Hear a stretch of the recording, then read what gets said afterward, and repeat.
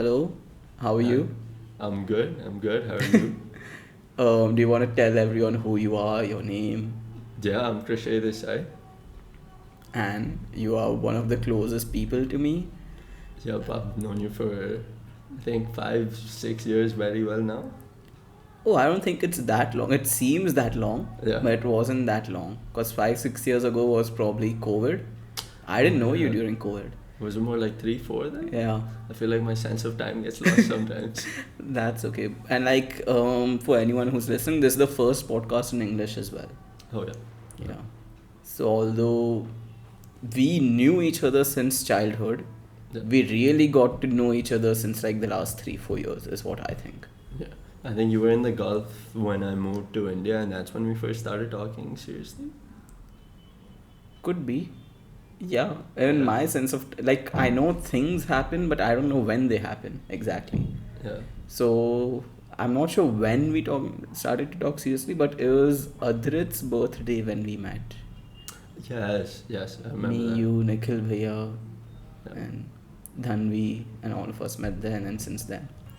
But yeah, so we are cousins, Yeah.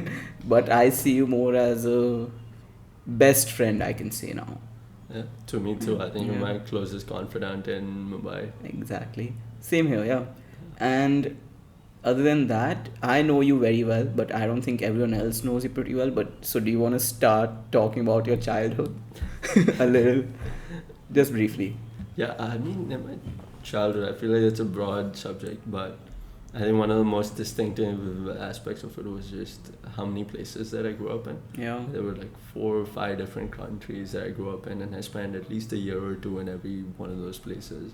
I think there was Oman, there was Brunei, there was Scotland, um, there was Muscat, though I think it's the Muscat same. is in Oman, right? Yeah, that is the same as Oman. There was Abu Dhabi. And Mumbai, US. yep, that was after my childhood. That Yeah. was when I was in uni. But Why was that though? Why were you in so many different countries? oh, my dad's job. He worked for an oil company, and they kept him moving around every 2 to 4 years. Okay. Is this just like, do they have to, or did he willingly do that? I think he had a choice. I think my mom and dad sat down when he was offered this choice, and they just had a conversation if they wanted to do this. And I think both my parents wanted to explore the world. So when they were offered this, I don't think they could pass it up. So, It's pretty good. But where were you born originally? so I think when I was born, my parents were in Saudi Arabia, Okay. and none of them wanted me to be born outside of India.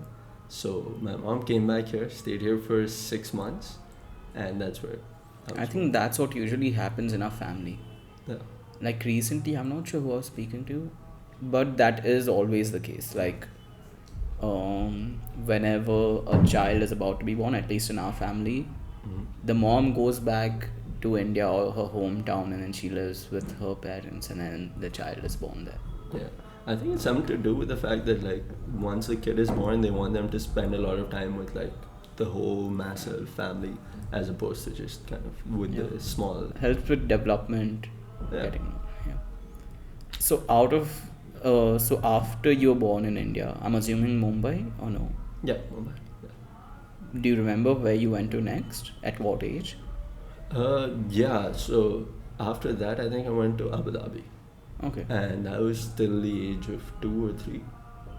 So you probably don't recall anything from there. No, no. All I recall is like there was this one very specific bus I used to take to school, Mhm. and it had 2 of my closest friends on that bus, and we'd make a lot of noise. So we just get reprimanded a lot. Fair. And then what came after that? After Abu Dhabi? After Abu Dhabi, I think it was Moscow. Oman. Yeah. Yeah. Till what age? At least 7 or 8. Okay, so you know a fair bit about Oman. Yeah. Then. Like at least some better memories, solid memories. Yeah. What was that like? Oman was fun. I think the best parts of Oman was I lived right next to my school. Mm-hmm. And while that doesn't sound too great, my school had a lot of like extracurricular activities. So I'd go to school till like 1 or 2 p.m. Mm-hmm. And after like 8 p.m. I'd kind of just spend all my time at school. We had a cricket ground, we had a table tennis thing, and karate coaching. So I did like a mix of those three all across. So more than studying is like extracurricular activities Oh that you yeah, experience. 100%. The studying there, I think it was a IGCSE or a GCSE curriculum. Mm-hmm. So it's a lot of just rote memorization, and that's not something I've ever enjoyed. And Fair. it was all these subjects like geography, history, even the sciences felt like memorization at that point. So I don't think I enjoyed like school for the sake of school throughout that time. Actually, in the last year there is when I started taking abacus, and that's when I first like started to enjoy math. And I don't think I enjoyed math for the sake of math. I just enjoyed that I was so good at it because I was able to do most of it in my head. But that is usually the case. So I don't know who said this, but I'm very familiar with this phrase. Like, just like, even if you're just good at something, you'll start liking it more. Yeah, yeah. And even if you are interested in something, but you turn out to be bad, that can demotivate you, and you'll stop liking it eventually. It's not always the case, but it's very common for you to like something you're already good at. So that makes sense. Like, 100%. you're good at maths. You know, that's one of the very crucial things with like a child's development as well. If you want them to be good at something, Yeah. no matter how bad they are at something, just have them attempt something in that field. And as long as you just keep giving them positive reinforcement for whatever they're doing, internally it kind of builds this loop of, oh, I'm good at this, so I'm going to keep doing this. And what happens post that point is, if they do keep putting in effort, you naturally learn at least some basic skills, right?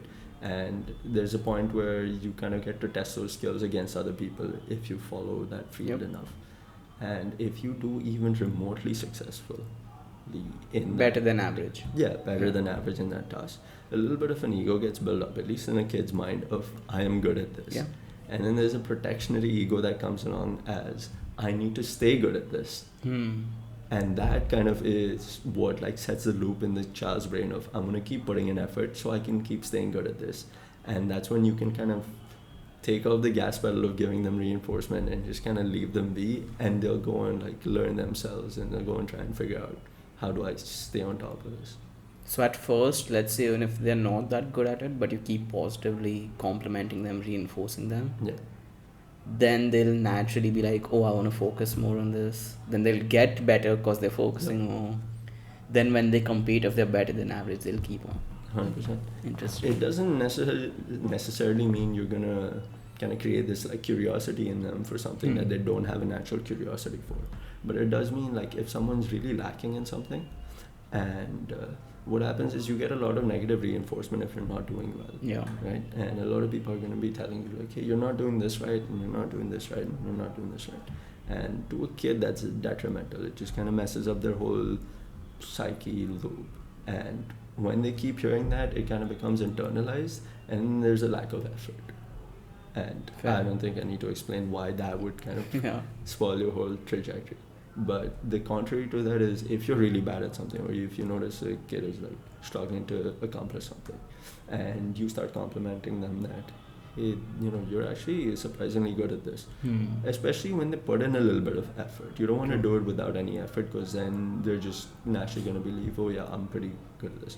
Fair. And when you notice the effort and you kind of commend them for the effort that they put in, that's when you get to like, you build the kid's psyche of, hey, I'm actually not that bad at this, you know. True. And it helps like rewire some of the internals.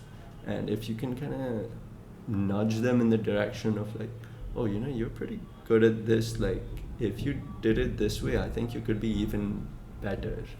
And you can see how that's such an enticing way to, you know, help someone build a skill. And I think till the age of 25, you can like, the neuroplasticity is quite active. So like very quickly you can develop new skills.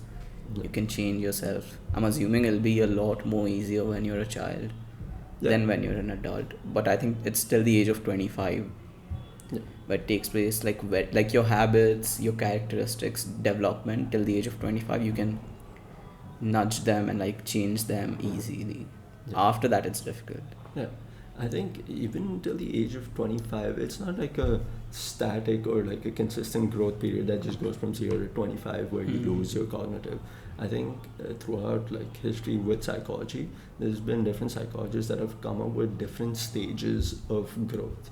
You know, I mean, everyone knows the adolescence or the 13 to 18 period where you're kind of hormonal, and there's different things that affect who you become and what affects you or what affects the choices that you make. And so throughout these different stages, there's different motivations that each individual has. God. And so whatever impacts those motivations or helps them achieve those motivations is what ends up shaping their personality, shaping their choices, right? And obviously there's a ton of different elements that can impact them, but one of the biggest things is the company you keep, because that's where you're going to find most of your information from. That's where you're going to trust your information. It's like that thing, the top 5 people that you spend your time with. Yeah. It doesn't have to be real life people, Yeah. by the way. I recently wrote do you know what Threads is? Yeah.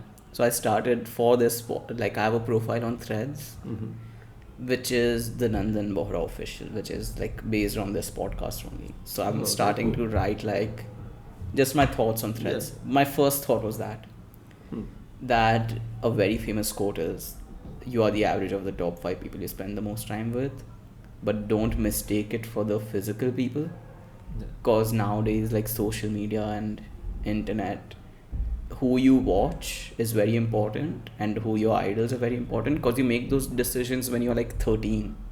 True. And then because I'm still watching the people who I used to watch back when I was 13. So I wrote about that. But I love this about us, that I can speak about the silliest of things and like the most brain stimulating topics as well. And that's what I like. But I think we were talking about how you start getting into abacus. Oh, right. Yes. Maybe we went a little too far away. You were learning abacus in Abu Dhabi. And you enjoyed life in Abu Dhabi, and where did you go next then? I think post that it was Brunei. Brunei. Yeah. And I think that's the place you love the most, because it's like super nature and like water as well, and foresty as well, I'm assuming. Yeah, 100%. So it was a rainforest. It was a tropical rainforest. And honestly, that place felt like heaven. Not when we went there initially. I think the day we landed, it looked like an abandoned forest. And while we were driving, all we could see were like trees on both sides. So my mom, my sister, everyone was just like kind of in a shock stage and like looking at our dad like, hey, where are we? You know, what are we doing here? And I think it took us about 6 months to kind of get acclaim to the place. But it had an amazing community there. And I think the location is what brought it all together. We lived about 2 minutes away from the beach. That's sick. Right? And the whole place where we lived in, like the whole community was built around an actual like forest. So it sounds like an island. It is an island. It's connected to Malaysia. Oh, nice. It's like a 3-hour drive from there, and that whole thing is it's an island called Borneo. I'm not aware of the place, but I'm just trying to imagine the place. And, it's down next to Australia. No, not like geographically, but like what it would look like beaches, forest, everything. Maybe I could paint a picture. So where we lived in, here's the ocean, the sea. There's a barrier built here just to protect it from here, and you can't really see through the barrier. So you can't step inside the water? You can walk over the barrier. You're allowed to? Yeah. The barrier is just built to keep the water waves away. So you got your barrier, you got your ocean, and then there's like a little bit of space in the middle, like I don't know, half a kilometer, and then you've got 3 houses. And just 3? Just 3 in front of it. So there were just 3 families including yours? There's 3 in like a line in front of it, and then there's like multiple lines across. Oh, got it. And that just stretches out the whole way. Understood. So that was, I'm assuming, when you were like 16, 15, 16? More like 13. Oh, okay. Yeah, I think it was from the ages of like 9 to 13, 14. Oh, so 4 years. Yeah. Oh, pretty good. That was the first place we'd been in for so long. I think we stayed there for 5 years actually. Even Abu Dhabi was pretty long, right? Abu Dhabi was From 4. the age of 3 to Yeah. 8 or 7? Yeah. Yeah, whatever. I think yeah. actually Abu Dhabi might have been from the age of 4 to 8. Okay. Yeah. As you can tell, my recollection That's of fine. these years I'm the is same. very Like good. I know things happen, but I can't tell when they happened or for how long they happened. And then after that? After that, Scotland. Okay. For how long? Scotland for 2 years. Okay. Yeah. Scotland was interesting because Brunei, I got to spend so much time outdoors. Like we used to do trekking every other weekend, and I used to go cycling for like 4 or 5 hours a day, beach. Yeah.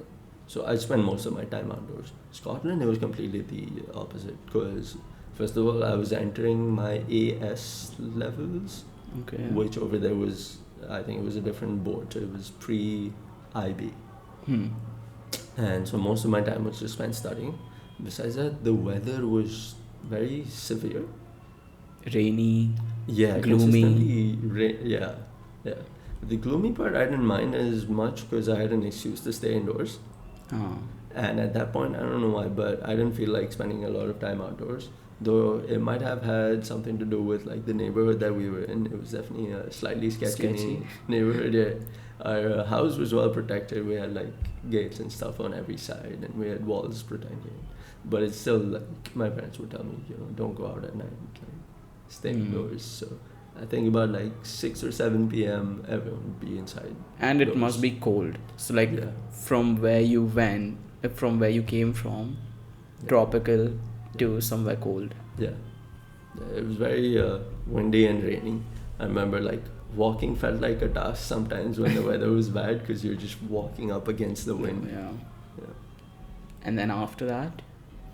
After Scotland, we were back in Abu Dhabi.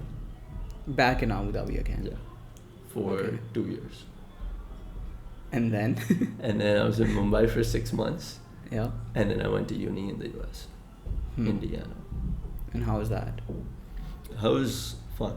It was the first time, actually the second time that I was living without parents. When was the first time? The first time was boarding school in Brunei. Okay. The only thing was, it wasn't technically 100% living without parents because I'd come back home on weekends. And they were pretty close by, like within the island itself, right? Yeah, within the island. It was like 2 to 3 hours. It wasn't like okay, sorry, my bad. I thought it wasn't like you can't consider it a different city, but I think if it's 2-3 hours away, you can. It was a different city, yeah. So what they did was, there were 2 cities here. Yeah.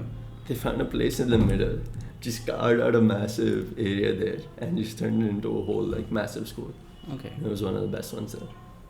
Okay, so the second time where you were living by yourself was in the US. In the US, yeah. And that was, actually living by myself, as opposed to coming home on weekends, because now I actually got to take care of stuff myself. Yeah. And that was for 3 years? No, that was for 4.5 years. Oh. Okay. Yeah. Because it's a 4-year degree there, as opposed to the UK, where I think it's a 3-year degree. Mechanical engineering. Yeah. Why did you pick that? So, post my college, I think my dad told me, I think, take a week, decide what you want to do, but let's get you into college, post my high school. And I kind of wanted more time to pick because I was lost. I didn't know how to pick a career. I knew what I was good at. I was great at maths and I loved physics. And I was decent at physics too. So I wanted something that was an intersection of both of those. I loved computers too, but I would spend all my time on a computer and it was more of a hobby thing. So in my head, I was like, I'm going to pursue my hobby as a hobby. If I turn it into my work, I might stop enjoying it. Okay. So at that point, and I was just thinking from a career standpoint, like engineering seems like a safe bet because that's what a lot of people in my dad's family have done and they're all successful. So I think you said everyone in the family did that? Yeah, pretty much everyone is like an engineer or a doctor on my dad's side. 3 idiots. Yeah. Okay, and you enjoyed that mechanical engineering once you picked it? I think I enjoyed the initial, like, first 1 or 2 years Hmm. quite a bit, but post that it started feeling kind of annoying. I love innovating, I love doing new things, and in the degree that I was doing, in the courses that I was taking, it definitely gave me the foundations to, go and innovate. But I think in order to perform well, innovation is not really something you should be doing.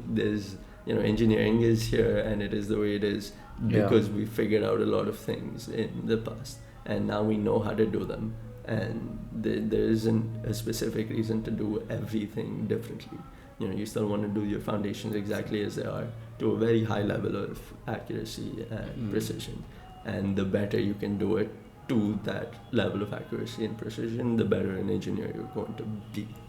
And that part seems kind of foreign to me. I love doing things differently, and so I think that's why the degree at the end started to feel a little bit of I'm just pushing myself through it.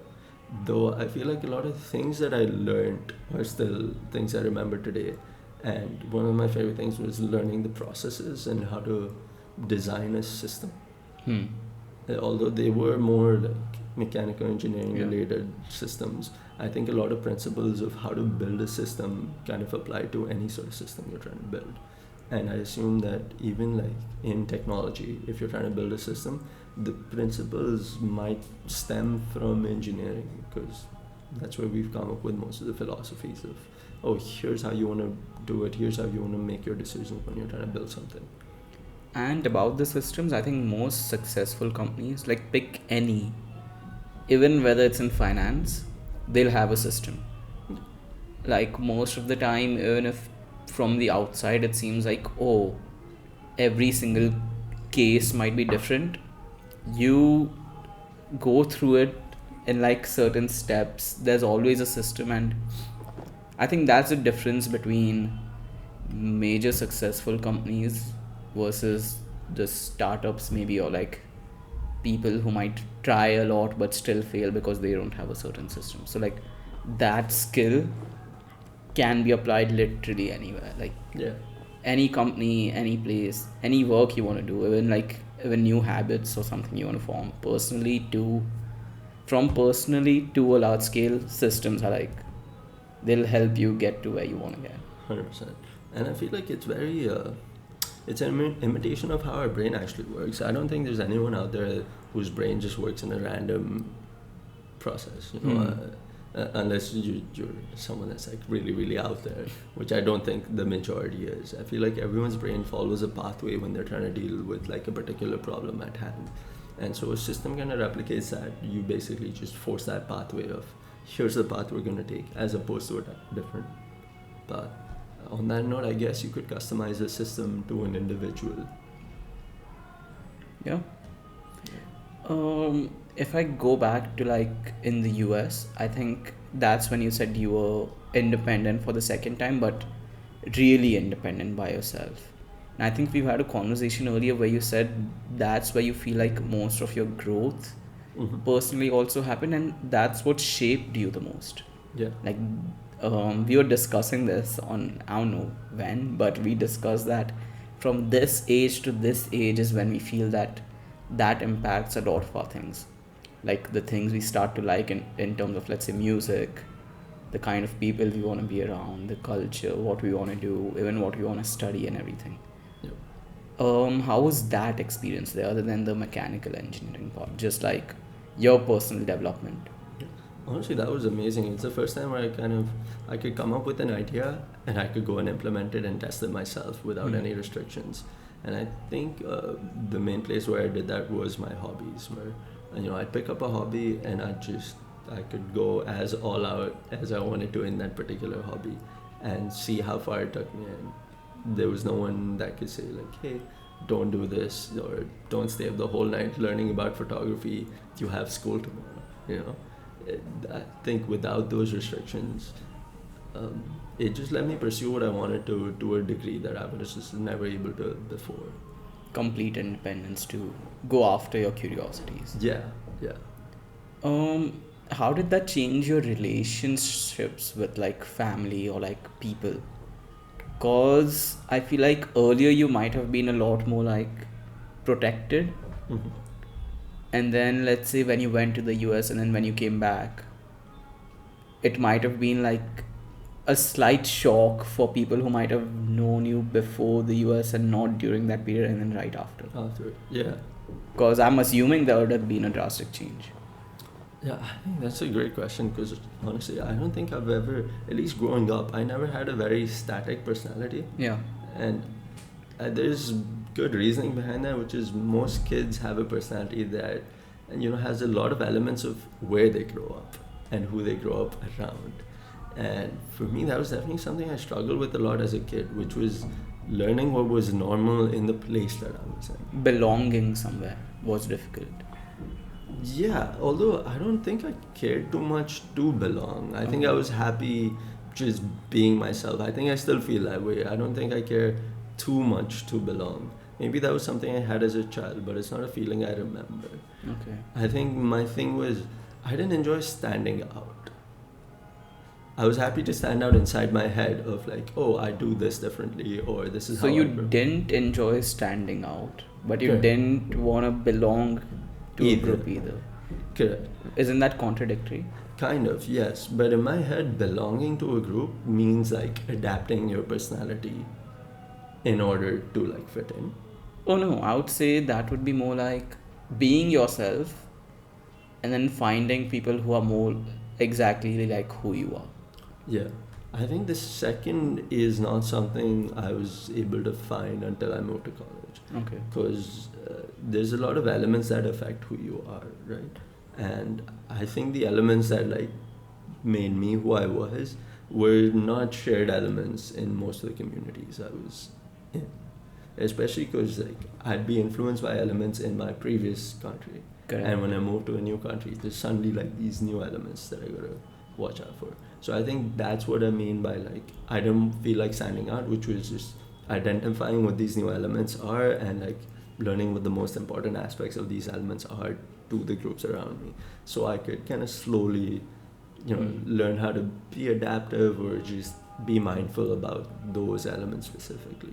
So that I didn't like stand out particularly, but I never felt like I needed to take those elements and make them who I was. Yeah. It would just be like I will do this so that I fit into the group to the point where everyone's happy. Fair. But I still want to hold on to my sense of self. Do you now feel like you found who you exactly are? I don't know. I don't know how long it takes for someone to get there, or I don't know what it means to be like 100% of who you are. I feel like that's a life's, journey. It's gonna- life's yeah. work. But I feel like there's a lot more elements that I kind of 100% recognize about myself that this is definitely what I like and this is definitely what I don't like. Yeah, I would say the way you can think about it is what are your core values? Do you deeply understand them? At least your core values that these things are important to me. Yeah, I definitely have a much better idea now. I think they went through a loop of like reiteration until I was Yeah. like, oh yeah, this is something I'm comfortable with. And I felt that way when I was like 18 too. I was Mhm. like, yeah, I'm 100% certain this is what I like and this is who I am. And then, you find yourself in a situation where it's stressful, you don't know what you're doing, you're kind of panicking, and like you do something, and in your head, like that is not something you would have ever done, and then you have a kind of shock to your ego of how did I do that, Yeah. even though that's not something I would have ever done. And then you kind of have to do another whole soul search before you're like, oh, maybe this is not who I am completely. Maybe this is. I think you as a person already exist, but you knowing yourself of like who you are takes a little bit of time.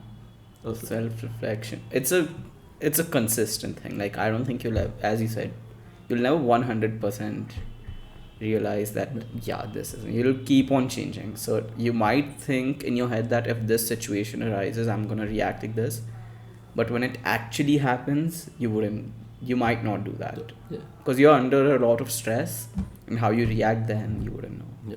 So now do you think you can since you've been to so many places, you've experienced so many different cultures, do you think you're the closest to one of them?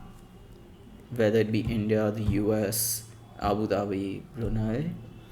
I'm not sure. I'm not sure because I guess I'll start from here. I think one of the things I took karate for like 3 to 4 years. I'm a purple belt. I should have continued that, and gone to black belt, but we moved countries and I just never got back into it. So one of the things they do there is you kind of artificially create stress, and you create the stress so that while you're in it, you can perform. Fair. And the way the loop works is you consistently are put in the same type of stress, and so you consistently, they teach you to respond in a certain manner. And when you do that over and over again, when that stress presents itself in, outside of a safe environment, your body will naturally respond in the manner that you've trained itself to. And so thinking like mentally or emotionally with my personality, I feel like with the things that I care about, I've kind of put myself through that stress of, if this personal opinion or if this belief I hold gets tested through this manner or this manner, do I still believe in it? Is that going to change how I affect? And I feel like I've done that multiple times to the different opinions that I hold close to me. And with those things, I'm very close to. And what I've noticed is with each country, like you mentioned, or with each group of people that I've been with, there are particular opinions that I've picked up from them or particular beliefs that I've picked up from these specific places that I still hold to myself. Though I don't know if there's any one particular place where I have a lot of beliefs that I've like adopted from. Got it. And honestly, I think I'm still like conflicted myself of these are beliefs I want to have or these are beliefs I want to hold. And I do feel like they are very malleable in the sense that if there is a particular belief you want to hold, you could train yourself to hold that belief through a little bit of work. Obviously, we're talking about logical, rational beliefs here, as opposed to like, aliens live amongst us. Although that could be true. I guess that's a very bad example. Yeah. I guess 1 + 1 is equal to 3. That's a synergy concept, by the way. Do you understand what I'm trying to say? Are you talking about entropy? No, synergy. So 1 + 1 equals to 3 because let's say as an individual what you can achieve is, let's put a unit as 10,000. Sure. And as an individual what I can achieve is 5,000. But together we can achieve 20,000. Yes. So in that way, 1 + 1 does not equal to, because otherwise it would be 15,000. Yep. But together we can achieve 20,000. I think that's a great example. But I guess the belief systems I'm talking about are ones that are kind of applicable in like a wide variety of places as opposed to very individualistic. Yeah. Though adding to your point, there was I think a 200-page book written on proving 1 + 1 is equal to 2, and until that point we didn't really have definite proof. We just had proof. Oh man, I'll look into that. Yeah. So you don't still feel like you belong to a particular country, and I think after the US you came to India. Yeah. That was during COVID. Yeah. I'm assuming, and since then you're here. Yeah. Cool. I feel like the people who are exposed to so many different cultures would be like super high in EQ. Let's leave IQ aside for a while. I personally think IQ is great, but in order to work with people, work together or like achieve things, EQ is equally important. Yeah. And I see that in you, like you are one of the people who would understand many different ideologies or like the way people think or perspectives, and you can always be a great devil's advocate. Like even if something seems super obvious, you'll be like, hey, but have you thought of it this way? And I feel like that comes with being in so many different societies, understanding them, and that's what I've always wanted to learn from you as well. So yeah, do you want to maybe elaborate more on it or better on it? Maybe how you think you've developed it? Was it more intentional, or do you think was it through your experiences? Would it help if I gave you a process so that you could do it yourself? Sure. I think so. One of the things, I guess, the preliminary thing to understand is a lot of your beliefs and how you think is going to be shaped and formed by everything you've experienced, right? Every experience you have is going to help you form a belief. Butterfly effect. Explain. Oh, I don't want to cut you off though.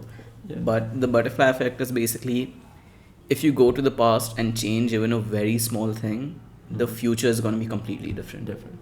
Oh, yeah. Like even if it's just like moving this chair from here to here, Hmm. somehow like that will change the way I cross this room.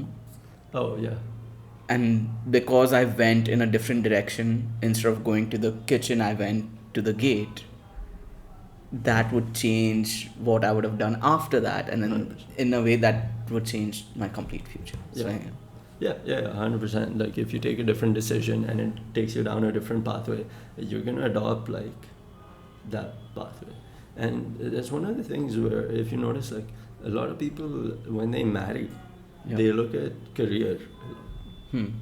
and your career influences how you think quite a bit. So if you're in a career that involves you consistently taking a lot of risk, it shapes your personality True. to a point. If you're doing proficiently at your career and you care to, be good at your career, it will shape your personality to a point where you become a good risk taker. And that could be something you were never great at or you never had. And so when you want to, process an idea differently, or when you want to look at a situation from a different angle, I think one of the most important things, or a good example of this is ChatGPT. When you are talking to ChatGPT, one of the few prompts that people have been using quite a bit is imagine yourself as a 40-year-old experienced doctor that's giving me, advice on how I should go about solving this medical problem. I think humans work the same way. If you want a different opinion, you got to pick a very specific scenario of, could you give me an example of a problem? Anything. Any problem? Like, Yeah. Like a technical one would be nicer, but a non-technical one might work as well. my laptop's not turning on. I don't know. Is that a problem? I think that works. Yeah. Sure. So if you want to, get good at turning on your laptop when it doesn't in the future, let's say that's a skill that you want to acquire as opposed to just doing it once, right? If you were to ask ChatGPT that, if you just asked it, my laptop is not turning on, it's going to give you very generic answers, right? And it's going to be like, hey, have you tried like plugging it in? Have you tried removing the battery and putting that back in? It's going to just give you a list of generic like questions you go through. But now let's say you give it a bunch of troubleshooting steps that you've already done, or you give it more specifications about your laptop. You're like, hey, I have a 3-year-old laptop here. It's an iOS device. I've tried turning it off and on. I've tried removing the battery. I can see the screen flicker in some places, So you've given it a very specific set of background information and things that you've done. Yeah. And then you ask it for information. It's going to give you stuff that's way more specific. Okay. Right? Yeah. And bringing that back to the conversation we were having before, which is, if you want to look at an idea differently, the way you got to think about it is you kind of got to shut off your brain, and you got to, shut off your like individual brain, and you have to give it a set of instructions of, hey, now you're thinking like a PC troubleshooting expert, and you have 20 years of experience. Obviously you can't replicate experience, so you gotta skip that part. But now you're thinking like a PC troubleshooting expert, and then that's where you start from, and you're like, so how does a PC troubleshooting expert solve a problem like this? And you don't know that, obviously you don't. So you go out and you look at PC troubleshooting experts, and you're like, how do they go out and solve a problem like this? Once you look at like 1 or 2 people and you put in some effort to understand what their process is, if you follow their same process to approach the problem that you have, and you do your own individual way of solving it, you will end up with 2 very different ways of approaching the problem. Okay. Because you have your methodology, and then you have their methodology, right? And one thing you see is like, especially with people that are trying to solve problems that are not very easily solvable, or problems that are more creative problems where there isn't just one way of tackling it. I guess I'll use an engineering example. I'm not sure how much or how well I'll be able to explain it, but in engineering we have thermodynamics. Okay. Right? And thermodynamics looks at a lot of different things, a lot of different properties. And when you solve a problem, you can pick any property and just try to get that property to equilibrium, which is in thermodynamics. Let's say you have chemical energy, you have physical energy, Yeah. and let's just say Kinetic. kinetic Yeah. energy as well. Yeah. So you got that whole list of different types of Yeah. energies, right? And you're looking at a whole system. The total energy that you have at the start of the system and the total energy you have at the end of the system is always going to be the same. Okay. Right. So if you look at energy at the start and you look at energy at the end and it's equal, that means you have a properly modeled system. But you don't always have to look at it through energy. You could do Newton's laws of motion. You could, there's 3-4 different ways of looking at a system to verify if it's like a Got proper it. system or not. And regardless of which method you do, if you do it properly, you're going to end up with the right Same result. And that comes back to like the creative problems you have as well. Obviously, they're creative because they don't have a direct logical solution. So right? that links it to EQ, because I think that's where we started the conversation. Yeah, from. that links it to EQ because, like we explained, let's say you have your own way of solving a problem and you've got your PC solver dude's way of solving the problem.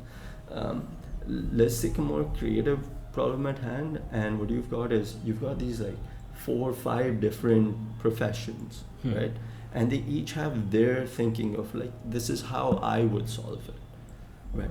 And when you look at all 4 or 5 of these different ways of solving a problem, you'll notice that there might be one thing that, let's say, artists, like, let's say you have someone that's a digital artist, right? So solving, technical PC shutting down problems is not their forte. I'm sure they know how to do it, but it's not their forte. Yeah. But like creating an amazing piece of digital artwork is something they're very good at. And so they have a process of how they go about creating an artwork, right? And that shapes who they are. And you've got this PC person, and they have their own process. When you look at these processes, they're going to be vastly like different, right? He might be coming up with like, here's 500 different things I could try, and he just goes in like a loop. He might be coming up with, here's the skeleton of what I want to build. Here's how I'm going to build like the different iterations. And so when these come together and when you look at them, you'll notice at like different parts of the process, there's a different step that's ideal. At initially making a skeleton is what a digital artist might suggest, might be a great idea, because you've got like, here's the foundations of the problems that I could be having on my computer that's causing this, as opposed to just like, hey, here's 500 things you could try. Because once you've got a foundation, you can build some structure around it. Correct. Here's a section of problems I'm going to explore first. Here's a section I'm going to explore second. And that gives you a process of elimination you could follow. And so you can see how a digital artist can bring something to a field that's not theirs at all and bring it to a professional in the field. And they still have something that matters. True. And so when you're attacking a problem, right, that's where I guess this stage of EQ comes in, which is you kind of want to put yourself in a completely different headset of someone else who's a professional in their field and see how they would approach it. And if you can do that properly well enough, like where you shut down your brain and you think of it like how they would do it, you're going to be able to come up with like multiple perspectives that are not like what you personally own. And now you can look at all these different ones, look at all the different steps they're following, and pick and choose the steps that you think make the most sense. And then you combine them all, and you've got your own innovation process. I was thinking more in terms of understanding people. So yeah, the systems work in terms of solving a problem as well. But what I was mainly focusing on was like you being able to understand everyone.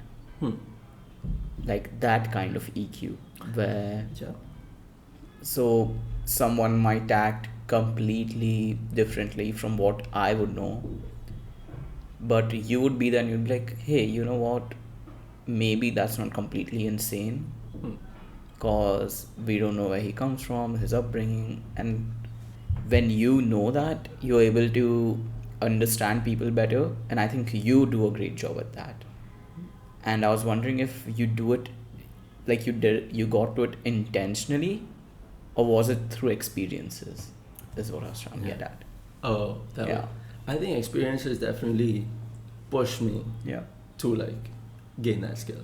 I don't think I personally ever cared to gain that skill, but I think after meeting a lot of people and like seeing the differences in behavior, there was a confusion thing that happened in my head of like, hey, why is this person acting so differently to what I know? And that kind of prompted this like question making process in my head of like, oh, maybe this is why, maybe this is why, maybe this is why. And so I'd come up with a list of options and try to verify which one made the most sense.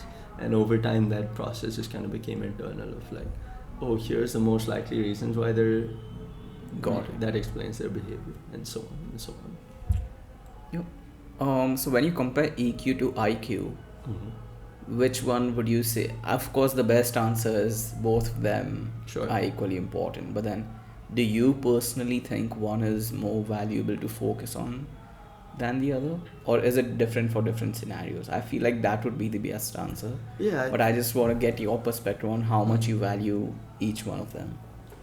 I think that question has an answer that's individual to each person based on their purpose in life.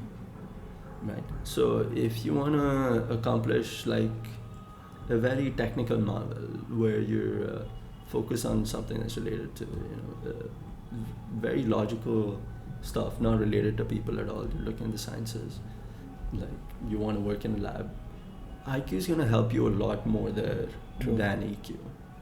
Versus you're working something where you're working with a ton of people. A therapist. Therapist, yeah, 100%. Then you want EQ a lot. But what happens is most careers are not going to land on one side of the spectrum, right? And so if I had to answer that question in a way that it was productive, would be to recognize like what elements of IQ are important to the career you're in and what elements of EQ are important to the career you're in. Assuming that you gain a lot of purposefulness and drive from your career being an important part of who you are. If that's not the case, then this whole sense of logic falls apart. But let's say you're a politician, right? You need to learn how to work with the people that are under you, but you still need to understand the state of matters around you. So you need like a good balance of both of those things. And I think if you can recognize what that balance is, then it becomes very easy to understand like what direction you want to go in. That's fair. Where I was trying to lead that to was, let's say if you valued IQ a lot, and you are one of the very few people who I've seen that like learns things by himself.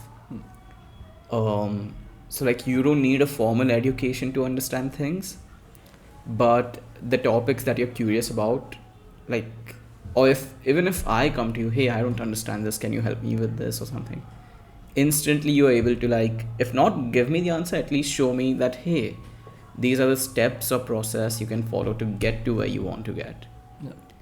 And where did that come from? Do you see someone in your family who's similar, or do you think the education system you were in, or just by yourself or the people who you look up to or something? I feel like that was one of my traits that either was influenced by my family or is just something I've had as a child. Okay. Because I've been very mischievous in the sense that I don't like leaving things the way they are. I love destroying them. I love like Molding them, changing them. yeah, exactly. And it's for the sake of doing it. There was no satisfaction I got just breaking something for the sake of breaking it. Like it would feed my curiosity to see what would happen, and that would be my main motivation for doing things. And so that curiosity just kind of grew, and I think I kind of never let go of it. So if there was something I was like, I want to see what happens if I do this, I would figure out how to make that happen so that I could really see what would happen. And I think just following that through like everything that I've liked, with photography, if I was curious about like, hey, what happens if I, use this specific cube or orb and I shoot through it, I would go and like try it out. Or I think when I was younger, I loved messing about in the kitchen and like mixing different things with the Food. flame. Okay. Yeah, food as well, but the flame was very interesting. So I love like putting things up in the flame, and I remember my mom kind of just freaking out every time she saw me going next to that. So I think my mom had to play like the protective role quite a bit of like watching where I was going or what I was doing and trying to create barriers so I wouldn't end up hurting myself. Yeah. But yeah, I think that's what fed into my, oh, I'm gonna go explore whatever I want and like see where my curiosity takes me. Yeah. That's what I'm trying to learn as well. Like from you and from others as well. I was watching Good Will Hunting recently, Mhm. and when I saw that, I was like, this is a skill I want to learn, because he doesn't have a will hunting, doesn't have a Sure. formal education, but then he just looks at the books that people read, goes through them, and then, which is pretty impressive. And like, I'm not sure it's a skill to learn as much as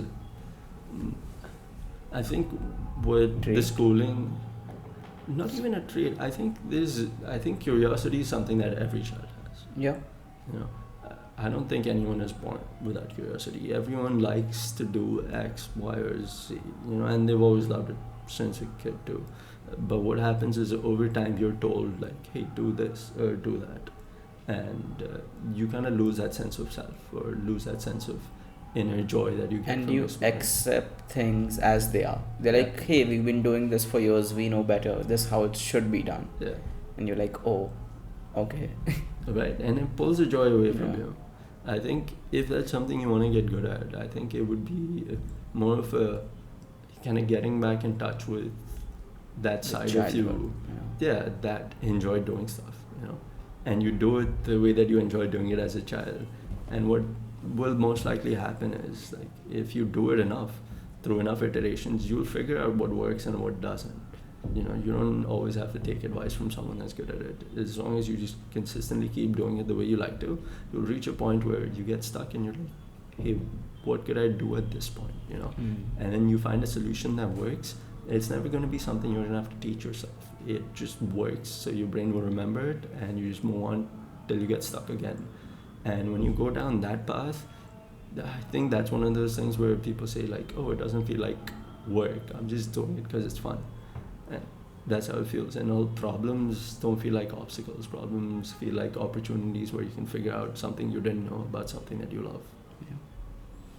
Yeah, for certain things, let's say understanding the psychology of serial killers and Yeah. etc. Those are the things I love to look into. So in fact, even the shows or books I read end up being related to that. Yeah. So I get that. If you get in touch back to your curiosity, you will automatically just get into the habit of learning things on your own. Yeah. And I think even a podcast is a good way to do that. Oh, 100%. Yeah, just call people, ask them questions, and then learn about it. That is one of the biggest reasons. Like I started because I want to ask each and every individual about their perspective, what they think about life or their profession. Yep. or I'm what so they glad do. you did though, because you're probably one of the people I know that has a very good, intricate understanding of like how people work and you know who people are. I don't think people I've known tend to explore who people are, or like care to explore. You know, there's friendships that are built, and to me, like I sometimes struggle to remember like my friends' birthdays. You know, I forget like where they're from sometimes. Like it's just not information I store. I know their likes, I know their dislikes, I know their hobbies, but I don't really keep a track of like who they are always, right? But I feel like that's something you've never lost sight about. You kind of understand how that plays into like the kind of decision a person would make, and so I understand like, or I see the value in you Trying to understanding understand. more people, and Fair. I don't know if anyone else would be able to do it better. Oh, I'm not sure about that. I think there's quite a few people, and then I'm just learning. Like today, we finally decided to face the camera a little Oh yeah. after Yeah. getting so many reviews. Yeah, everyone told me that hey, you need to face the camera more, not just the guest. Eventually, I want like multiple cameras facing the guest, facing me, and then one main one. But yeah, for now, this will have to do. Other than that, what I was gonna say was through your curiosity, you've been learning more about AI and data analytics or like machine learning, and I believe that's where you want to go to next. Yeah, yeah. Because you were first learning mechanical engineering and then your interest, I think, lied more towards this. Mhm. How did that change come out? Did you instantly make the decision that, hey, like, usually people would learn mechanical engineering? Yes, COVID happened, but then even after that, people would be like, I want to pursue a job or something in that, a career. Let's say for me, for example, even if I'm in finance, if I like something else more, I would still pick finance as my major career route, Huh. and I would do other things as a hobby. But I think you are courageous enough to be like, this is what I like. Why can't I just go after that?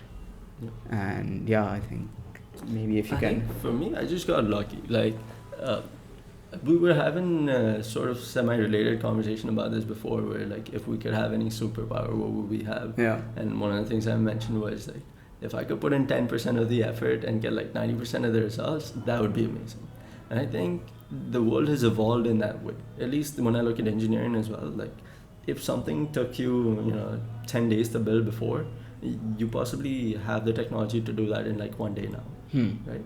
So it's 10 times less effort. And I feel like evolution of technology is in that same manner, which is you just learn how to do things better, more efficiently, and so on and so on, and that's how improvement works. So for me, if I could have that, if I could do something in like a shorter amount of time, that's something that excites me a lot, because I can gain the same amount of skills and like get the same amount of work done with much less. And when I look at AI, I feel like that's what it helps me accomplish. Yeah. Right? At least in a lot of menial tasks, at least to start with. Stuff related to like working with a computer and on a computer, which I love doing. Like, I'm always on my computer. So for me, that's why AI felt like a stepping stone of, oh, here's a way that you can automate like 200 of the processes that you already do, and here's the technology available for it, and you can just go and make it do what you want to do, and you don't have to learn how to code to do it. You can use natural language and instruct this like AI to, hey, can you build this for me? Now that kind of inspired me to want to go and build the AI that does this, and so that's what sparked my motivation. I think I did get lucky though, because that being something I'm interested in, and that being a profession that's kind of valued in the community right now, is a good space of alignment from me. But tech in general also has an exponential growth. Like, it is only one of the few industries Yeah. where you will see like exponential growth, whereas others, they might grow and then they might even go down. Yeah. Technology like grows it's insane. Yeah. And I think it provides value in a very similar manner, right? It's exponential.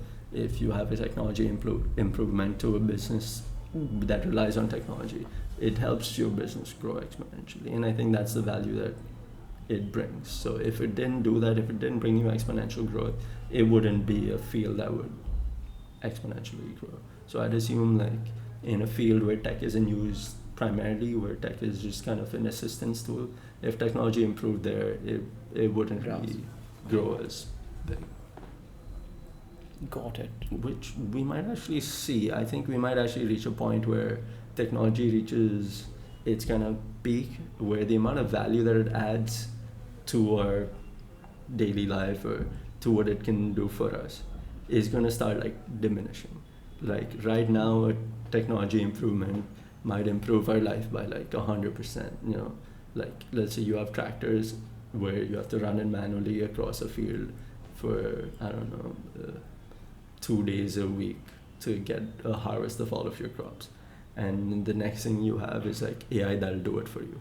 So now out of your 30 days, the 2 days that you were working on a tractor, you're working 0 days. Yeah. Right. But the tractor itself is taking up like I don't know if this is a good energy thing, but let's say it's taking up 100 kilowatts of energy to like run for that 2 days. Now you figure out technology that makes it run 80 kilowatts. Yeah.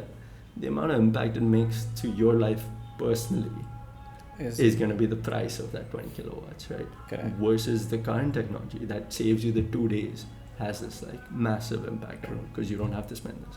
And that's what I mean by like you're going to see diminishing returns of its impact to you. Although overall, as like a global economy, it'll definitely support it. Yeah. But I do feel like there's going to be a curve that we're going to start noticing, especially with the advent of all the new technologies we've been getting. I think it might just turn out to be a dystopian world where everyone has like similar lifestyles and then we just relax and we just go after more creative things. In fact, even creative things is what AI is good at. So I don't know. Like even creating art, pretty good now. But my point being, I have a feeling that towards the end, as you said, the impact it'll have on us, it might diminish to a point where all of our lifestyles are similar.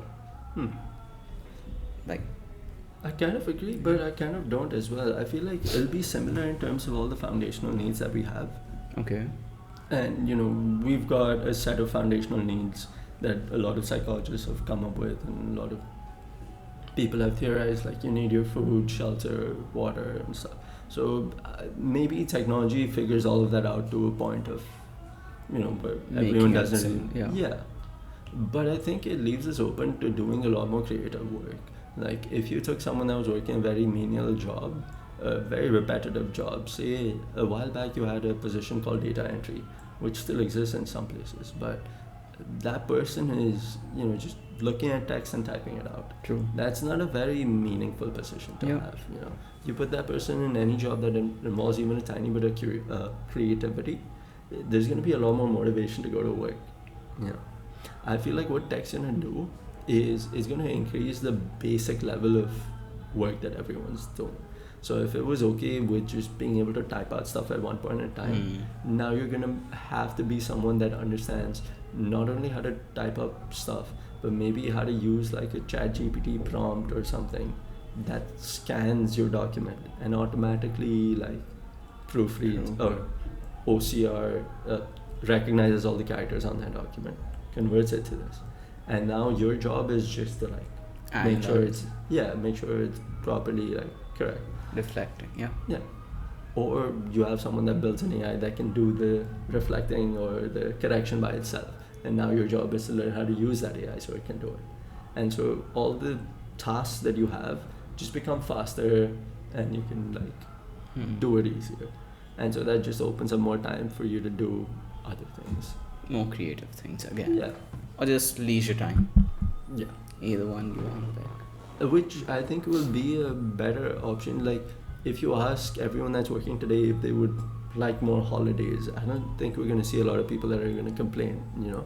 It's going to be a long time before we reach a point where you could not work for 365 days and you'll still be fine and like a member that's able to survive in the community. So work is still going to be prevalent, but it's funny. We'll go back to the way we used to be if that happens. Because originally just hunters and gatherers. You didn't work, you didn't go to office. You woke up, you searched for food, you got your food, you hunted it, you ate, you sat down, you told stories to each other around the campfire, whatever. And like spend time in nature. Yeah. Of course it'll change in terms of like how much food, like food is going to be a lot more easier to get, shelter is already going to be provided, but right now we'll be working, I don't know for how long it's going to last, but then I can already see a trend of people being like, you know, there's many reels or like YouTube shorts where people are like, oh, people saw these beautiful mountains and decided to start an educational system that's worth nothing and etc. So I get that, I understand that. So it seems like people want to go back to being more like present with the nature, around the people they are, leisure lifestyle, but at the same time, of course, maintaining the needs. So it's funny how it might go like full circle. I feel like towards like the overall mental health of people generally, that's going to be nicer too, because you get to spend more time with community. You know, you get to belong to something that's 100%. It's bigger than your work. I have one pretty deep question that I ask every guest, so I'm going to ask you that as well. To you, what is the meaning of life? I feel like I explored that question or started exploring that question when I was like 13 or 14. Yeah. Or that's when I first had that of like, what am I doing? Why am I here? What is my purpose? So you have like more than a decade of thoughts Of compiled. exploring it, yeah. I'll skip to the end and I'll explain like the steps I went through. But currently, the place where I stand is like, it's a mix of there is no purpose, Mm-hmm. so you gotta make your own, Okay. and there is no purpose, so like don't get too caught up in trying to like define it. Hmm.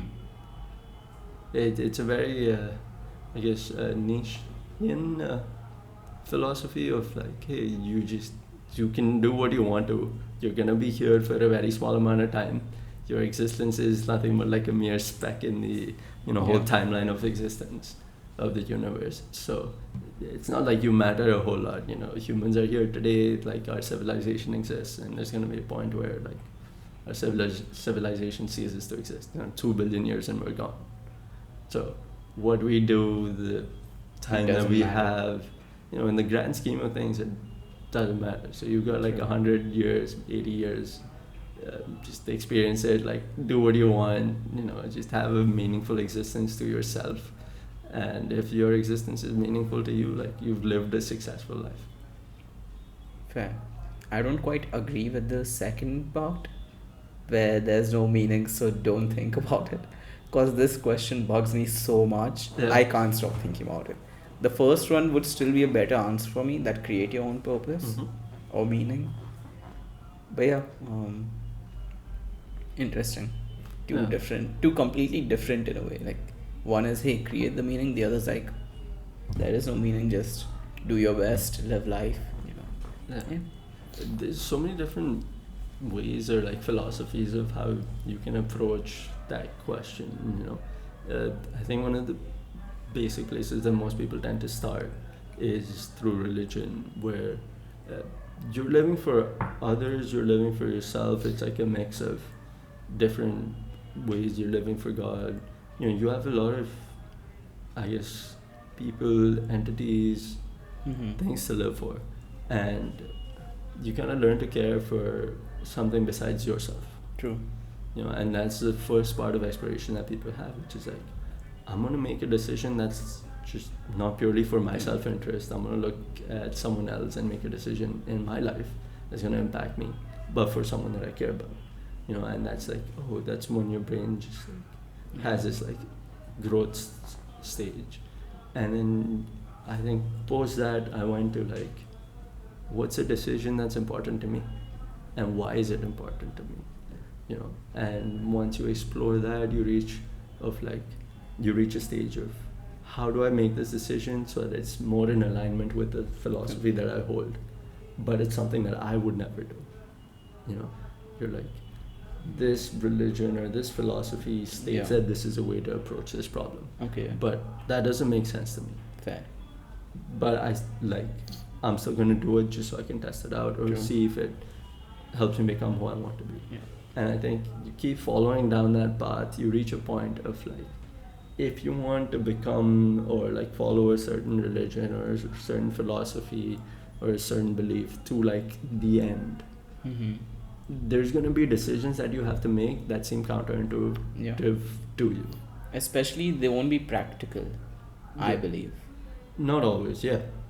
But I don't think everyone has to be like that myopic or like, single-minded of, I'm just going to have one belief. You could have like 3 or 4 contradictory beliefs and just pick one that makes the most sense. At least that's how I see myself. I feel like I'm very utilitarian with the decisions that bringing the most good, basically, or helping the most people. No. Utilitarian. Utilitarian is just something to do with utility. So if I'm looking at a particular decision to be made, I'm looking at the impact that decision is going to have, and I'm looking at what parts of those impact do I care about. Okay. Right. And in my head, it was like, if you can save 5 people versus like the trolley problem. And I thought utilitarian in that scenario was like, you'd save 5 people over 1 person. Oh. I'm not sure. Maybe I'm wrong. But yeah. Yeah. I don't know if I have like a single pick those 5 people over the one. I think the way I'd like try to go about it if I had to like face that ethical dilemma would be like, you know, who are those 5 people? Yeah. Who is that one person? If one is obviously like, if the one person is someone that's not a great contributor to society, and the other 5 have members that have been like very great contributors to society and have like helped humanity, it makes it a very easy decision Yep. for me if I have to make that decision. Although I feel like there's definitely of that case of like, these 5 people had it in their destiny to die and this one person was to survive. I'm not sure I would believe in that as much. I think if I had that choice, I would make the choice to save got the you. one person. So for me, utilitarian is, I guess in that sense, look at the impact and based on that make a decision. And I feel like I pick my philosophies that way too. If there's something I'm trying to do and there's an end goal I have in mind, I'm looking at which philosophies make the most sense to reach that end goal. So the end justifies the means, in a way, to an extent. Less than justify, decides the Okay. means. Yeah. So if you're trying to get to a certain endpoint, like these are the means that make the most sense. Got it.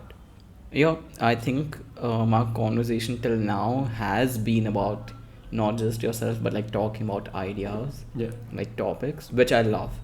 Like you're one of the very few people I can do this with. Yeah.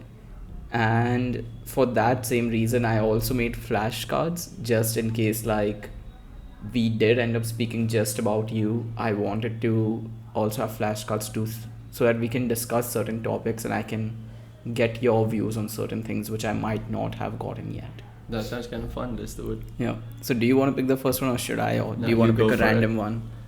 How about you pick a random one? Random one. Yeah. Okay. Oh, I think these are the other way around. Never mind.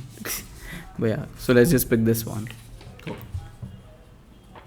Okay. Guided or random is a title. Okay. It says, this is what I think. So I think you don't believe much in religion or spirituality. So do you ever feel like you're being guided in life, or is it all just randomness and personal choice? Like, you know, most people who are like religious or faithful, they'll be like, oh, this is God's sign, like the God's is guiding me. Whereas for you, if you don't believe in that too much, how does it work out for you? Do you see these omens? Do you see these signs? Or are you more just like, it's just personal choice what I do? I think I definitely believe in personal choice or down that road more than the guidance part. I think there's a lot of choices that you make that influence the positions or the places that you end up in, and the kind of decisions and dilemmas you face are predetermined by the choices that you made previously. So I feel like we ourselves place ourselves in positions that result in us having to make like specific decisions. There's definitely an impact on it that doesn't come from you yourself, which is your circumstance, and I think that plays a role too. I just believe that that circumstance is a product of randomness as opposed to someone dictating that.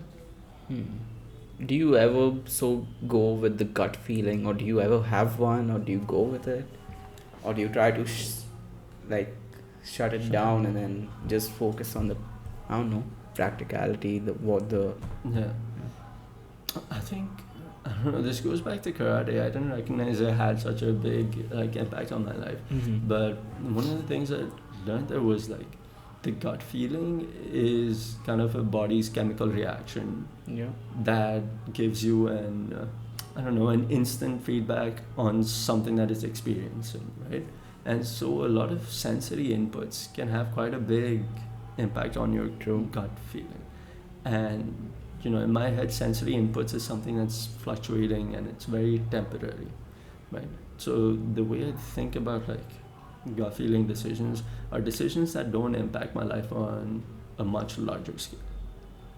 So if I'm looking at much smaller decisions that aren't going to be like relevant to me in a month from now, I'm very happy to go with my gut feeling. But whenever it's something that's big and something that's going to be meaningful, I can have this process where I look at all the logic of it, I process it, I analyze it, and I'm not really listening to my intuition a whole lot then when I'm coming up with my analysis with my data. Once I have all of that, once I have all the steps I need to be able to make a good decision, I'll look at the logically good decisions there and kind of list them out. And once I have that, I kind of rank those logically good decisions, and I'll take my like top 2 and 3, and at that point is where I'll start introducing my gut feeling in and start letting it play a part of like. So at the end, you'd still involve it. You won't just completely shut it down. Once Yeah. you've got your top 2, top 3, you'd be like, 100%. okay. Yeah, because I was about to say I would do the opposite. So basically, if it's something that doesn't matter, I'll just logically go with it, like whatever's on paper. But if I'm stuck on like a decision, hey, whether, I don't know, let's say if I want to move somewhere Yeah. and I have multiple offers, do I go here, do I go there? Both of them seem pretty good on par, on paper, everything like. So I've thought through it logically. Yeah. But then, let's say one of them is slightly better than the others logically, the other is slightly not. But my gut says the one that's not so great on paper, like they are pretty good, but slightly less. I would go with that if my gut says go with this. Makes sense. Makes sense. I think both of these, like how much trust you have on your gut or how much trust you have on your logic, is something that is kind of trained, right? If you learn to rely on your gut from an early age, you kind of train it to become kind of good for you, right? Which I haven't. Like I much preferred the logical way of like being able to see the logic, and so that I trained a lot. So now if someone asks me to make a decision using my gut, it's just gonna be a subpar decision compared to someone that has trained on using their gut. Because both of these still, even if like we are able to kind of create this distinction between, oh, here's a fully logical decision, here's a fully gut-based decision, I don't think any decision is one that is fully that way. And I feel like inside our head, every decision we make is a mixture of both of these. So it's just like two different ways of approaching the problem, but the way our brain solves it is going to be very, very similar. I don't think there's going to be a whole lot of distinction you'd notice. Fair. It would just be the steps you take first and the steps you take last, or there's definitely going to be some variance. But at the end of the day, I think inside the head, it's still going to be very, very similar. Yeah. As you said, like, and I've heard it on other podcasts or other people speak about it. In fact, gut feelings is your logical brain working, but very quickly. Yeah. So you've trained it from an early age. Like, if you're an expert in a field, you won't think about making decisions much because you've experienced it over, let's say, 3 decades. And now you know what's the right thing to do. So you think it's a gut feeling that you're making a decision, but in fact, it's just your brain has gone through this situation so many times it knows what to do logically. Yeah. And so it basically works together. That's good. But yeah, very good. Do you want to pick the next one? Yeah, I'll go for it. Sick. Do you believe in free will? How much control do we really have? Yeah. I'd love to hear your take on the first question. Do you believe in free will?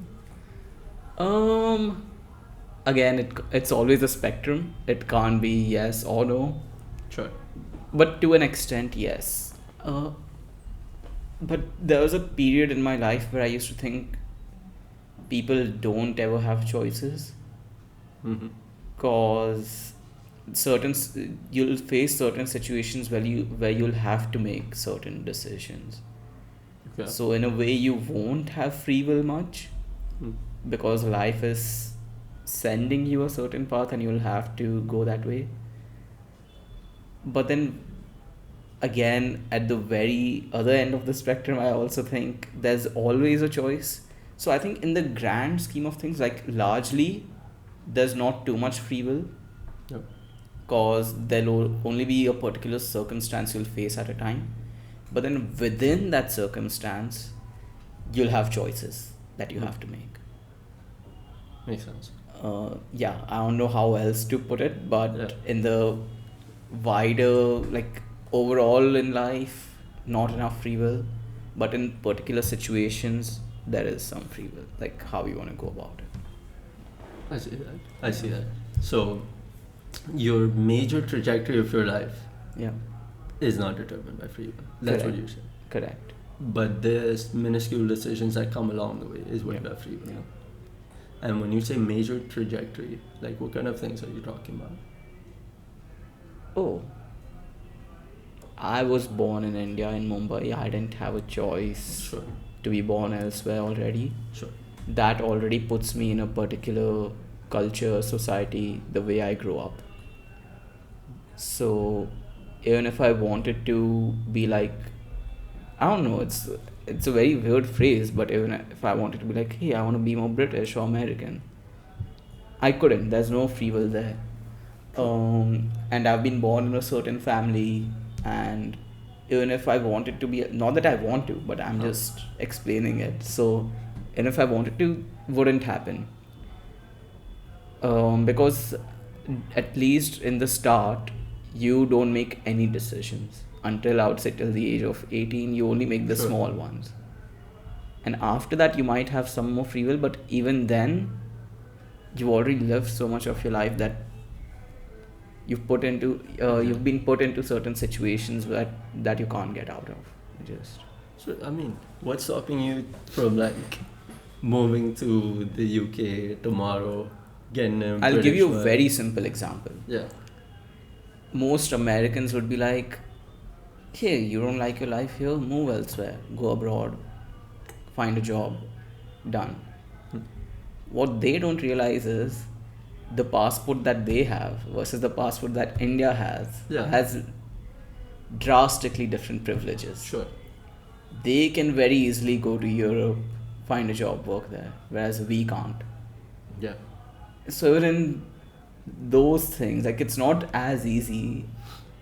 Even though we are from a family where we can still try that, most people will not be able to do that.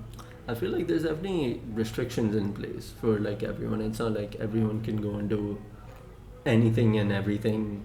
There's definitely things that like limit you on how well you can do something. But I don't think there's anything ever stopping you from attempting doing anything. It's just going to be a specific. lot more difficult. Exactly, yeah. And I think that distinction is where I hold like a completely different view, where I believe like if you want to do something, there's never going to be a point where you can't do it better than average. You know, no matter how hard it is, you might have to put in like 3 times more effort than someone that's doing it at an average level just to be like 1% better. But like you still have the free will to go and do it if you want to, and there's nothing that could stop you from like pursuing that. Yeah. But on like an overall extent, I think I'll sit in the same boat with you, which is like circumstances gonna happen, Yeah. and you can have free will on how you want to navigate it. Because you can control how you behave, but you can't control the situation. So like, you will be put into certain situations. Within that situation, you can choose what you want to do. Fair, But yeah, fair. sick. So we agree on that. Yeah, Oh, yeah. nice. Random one. Nature versus nurture. Where do you stand today? How has your view evolved over time? Oh, that's very relevant to what we're talking about right now. Yeah. I'll just take that as well. So I guess nature versus nurture in what circumstance or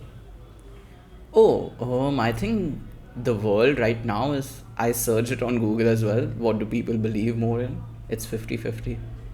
There's like equal amounts of, what do you call it? Arguments on each side. Not arguments, but like perspectives. Some people are like, hey, your genetics, the nature you're born, like, is what decides who you are or how you behave in this world. Whereas the other half says nurture is more impactful. The choices you make, the experiences you have. So I just want to see your take. I would always like to believe that nurture has more impact, because then to me it feels like I have more control of my life. So I would like to believe that. I don't know if that's true though, yeah. but I would like to believe that. I feel like any real answer to that question or like any accurate answer to that question would be something that tries to understand the complex relationship between the two. You know, if you wanted to be a basketball player, if you were 6 foot, 5, Easy. versus you were like 4 foot and 5, like you having even a tiny bit of nurture in both, right? In the 6'5" version, it's just gonna be much easier for you to become who you want. True. Whereas in the 4'5", your life is gonna look completely different. So I feel like it's a very complex relationship between both of them, and I think it really depends on what aspect you're looking at. You know, if you're looking at biological stuff that impacts who you are, then nature affects it a lot more, right? Your circumstance, the place you grow up in, the food you eat, Yep. the kind of exercise people in your community generally do, what you do. Versus if you're looking at more psychological traits that people hold, then we're looking at more like, or at least I'd assume more nurture based Interesting. things that impact you. There have been oppositions to that as Yeah. well, which is I think people are talking about physiological traits or physiological impacts that your body's I guess natural traits or your body's way of functioning impacts who you become as a person, right? But I think that just goes to prove my point of, in order to answer that question, you have to look at the complexities of the relationship between the biology and the nurturing. And I guess, I don't know, if someone asked me that question, I think the first thing I'd want to understand is like, from a whole utilitarian perspective, Yeah. like what is your end goal, because that question, I feel like it doesn't ask anything. Oh, for me, it's more like I just want to understand how much I can change myself. So if it's more nurture based, I can actually get to where I want. But I think even the most like Jordan Peterson, most renowned psychologists, and Nawal Ravikant, I think they believe that nurture plays a major role even in how smart you are. So like just your genetics, like you can't do much, you can do a lot, but you can't do much. So yeah, nature plays a huge part according to them. Nurture or nature? Nature, your genetics. Genetics, right. So right. people want to believe that nurture plays a larger part, but it might be true, but Yeah. it's not completely true. So of course nurture is going to help, but it's not. I think I'd still ask, like, when you say change yourself, right? Yeah. What do you mean? Like, what specifically What are if you talking about? What if there's, as you said, like the basketball thing? Sure. I want to become a basketball player. I want to be great at it. Yeah. I'm just short. Sure. So what they are saying is, hey, nature takes over nurture. Someone might not practice basketball as much as you, but they'll still be better than you. They're tall. The sport is meant for people who are taller. They'll do better than you will. Like, no matter how hard you train. I feel like with nature, or with like things that have a physical element to it, that's the main element, right? Yeah. I 100% agree. Where like it's gonna be very hard for you to fight against that.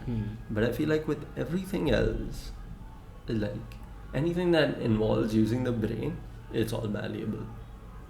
I don't want to, 100% say this, but because I'm not 100% certain, but I believe they also talked about how smart you are, your IQ is very much based on nature as well.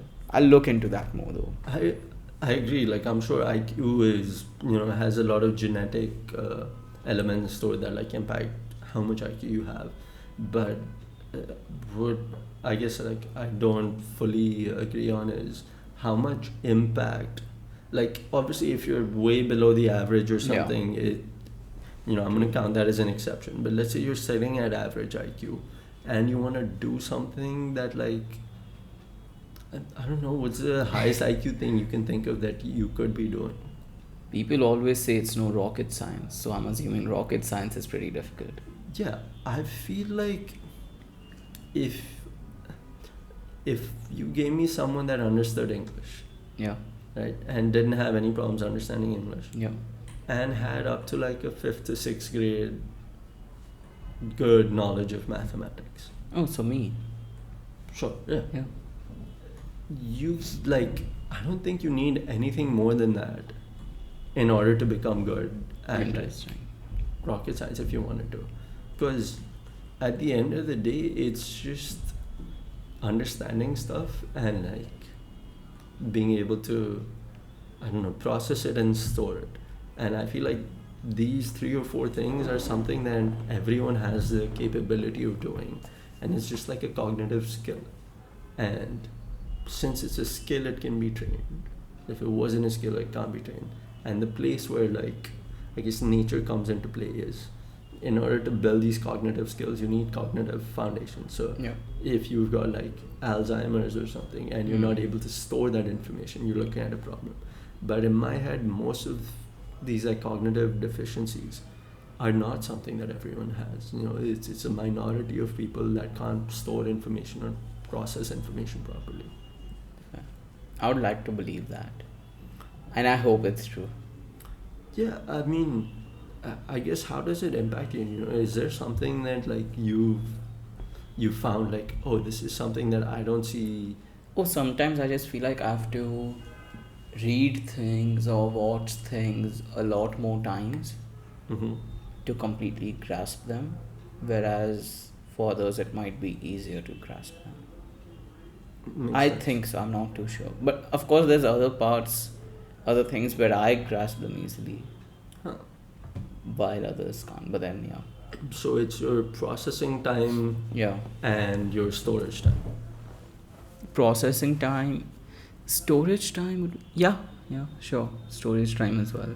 Yeah. Processing time mainly, I would say. So I feel like that is something that actually applies to a lot of fields, where some people are just like very good at naturally understanding and like, oh, they get the concept very easily, whereas some people it's like very hard. And I don't know if you remember, we were talking about this a while back, where like if you really enjoy something and an obstacle comes up, it's just like, it's an opportunity for you to store a solution, right? Because you're just like, oh yeah, this is how I can solve this problem if I ever run into it again. Correct. And for someone like that, storing that is so easy. Like, you don't have to think twice because you know that solved it. And for your brain, it's almost emotional. It's like, I was stuck on this, I was so frustrated, and now here's a solution that I can use to like solve it. And so for that person, it's very easy. So I guess it all boils down to like the thing of, if you're trying to study something, if you're curious about something, if you can visualize a problem of like, this is where I would use it, and you can see why the solution is useful, you don't have to worry about storing it. Because when you visualize something, it's very close to you like actually being a part of it and actually experiencing it. So if you put your brain through the stress of having the problem, and you emotionally have that experience of solving the problem, you know, your brain stores it way easier than if you're trying to tell it logically of like, hey, if you ever had to calculate, you know, the sales tax on this like particular thing, this is how much money. Got it. Nice. Do you want to pick the next one? No, on you go. Maybe we can just alternate. Oh, I think I picked the. Okay, let's see. Yeah. Sure. Oh, so this is similar to. Somehow similar questions are coming up. So this is test or protection. Do you think we are tested during tough times, or do you think we are being protected from something worse? For example, if something keeps failing, like a relationship or a goal that you've set, is it a sign to stop, or is it a test to keep on going?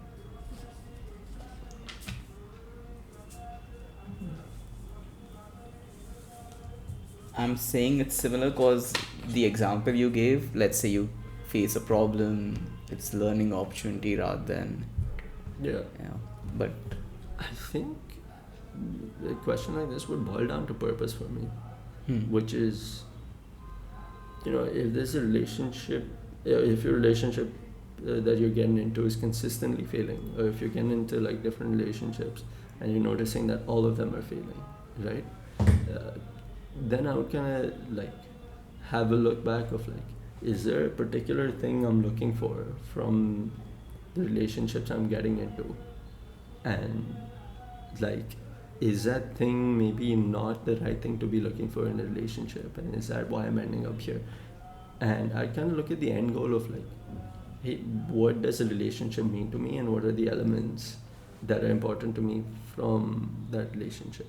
And as long as I'm, I'd look at like, let's say there's 3 or 4 elements that I see, like, let's say safety. I mean, that's a very basic example, but let's say safety is very important to me in a relationship.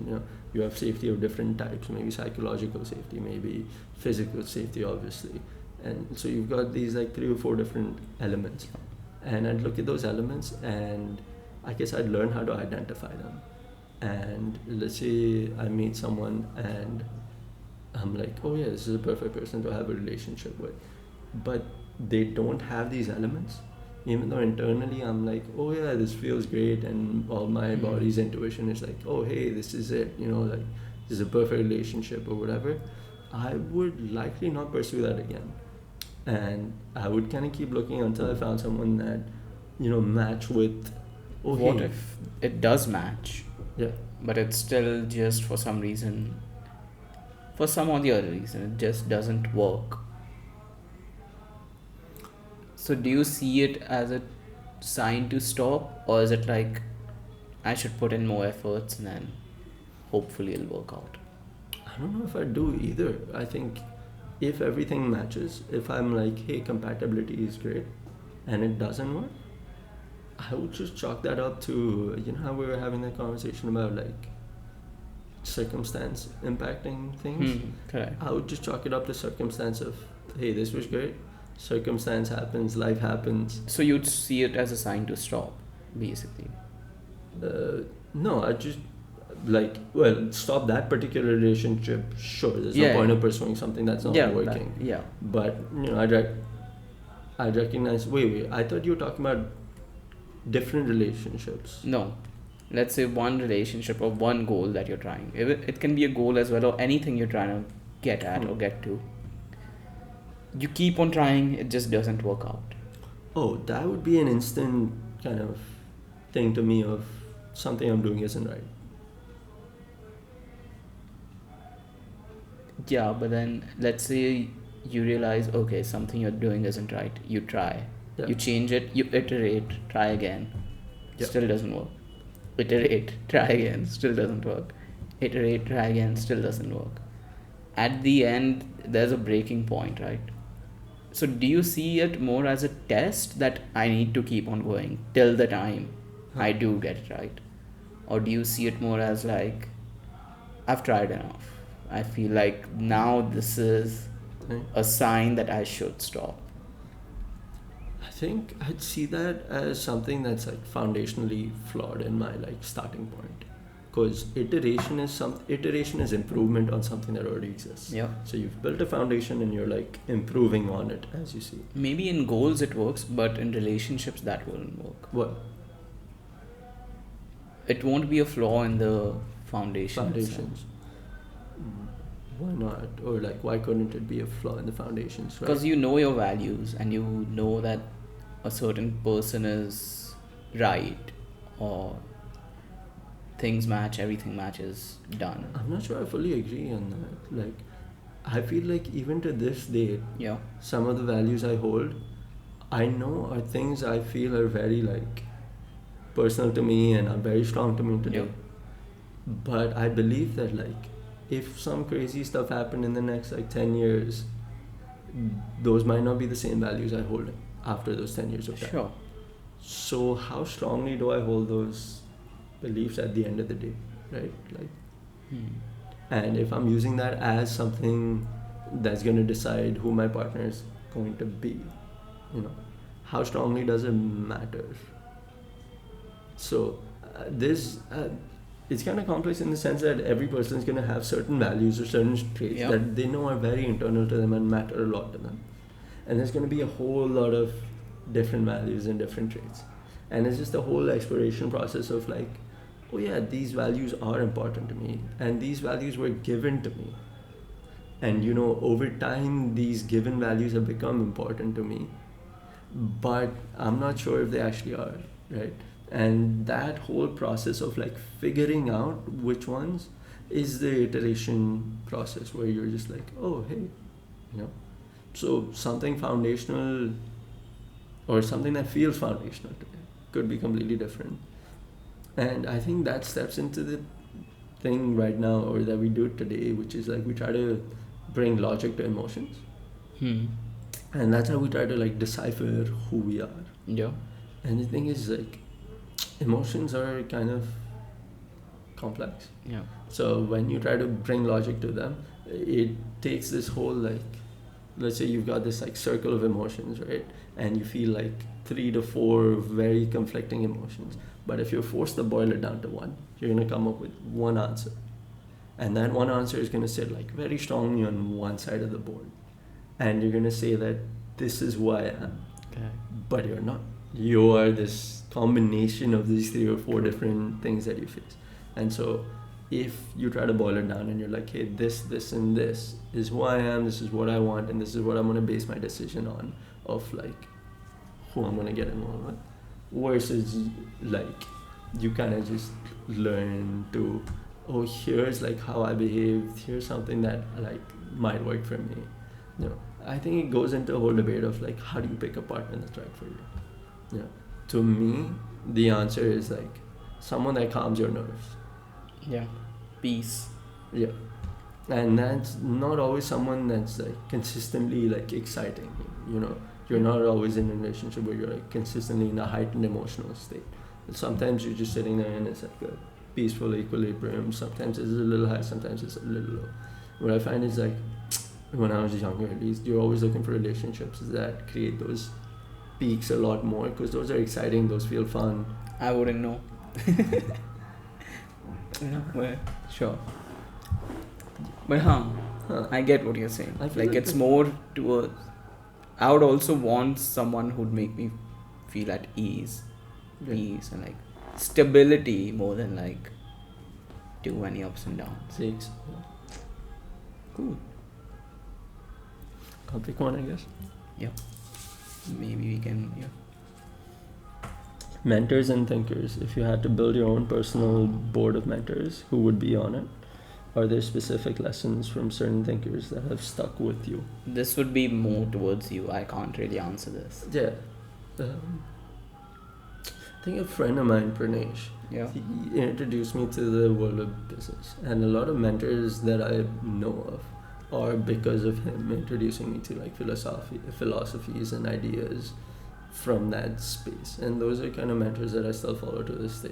I think one that I've introduced you to is like Naval Ravikant. Yep. He's definitely someone I enjoyed reading from and learning from initially, and it's definitely someone I still follow. I think some of his ideas still stick with me. One of them is foundational to what we spoke today, which is just you follow your curiosities, and if you follow it in a diligent enough manner with enough logic to like support you, it'll take you to places that like no one has ever gone before, and it'll still be productive to society. True. Any more? Yeah, Charlie Munger. Yeah. He came up with the whole idea of your brain working with different models.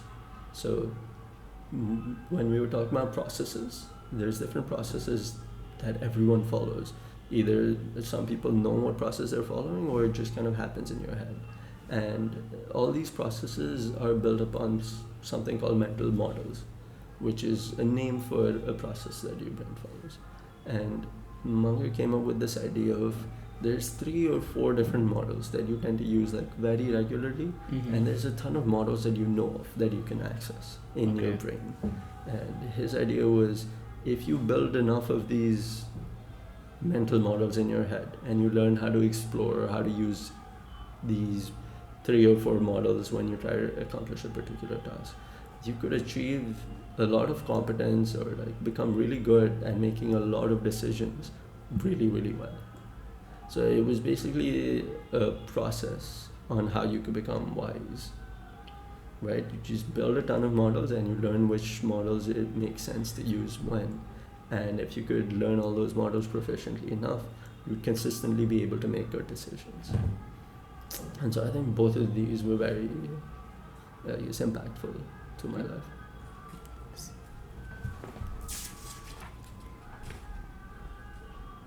Oh, so this is a scenario that I just thought of. Okay. Let's say, so this is based off of a TV show I was watching on Apple TV called The Big Door Prize.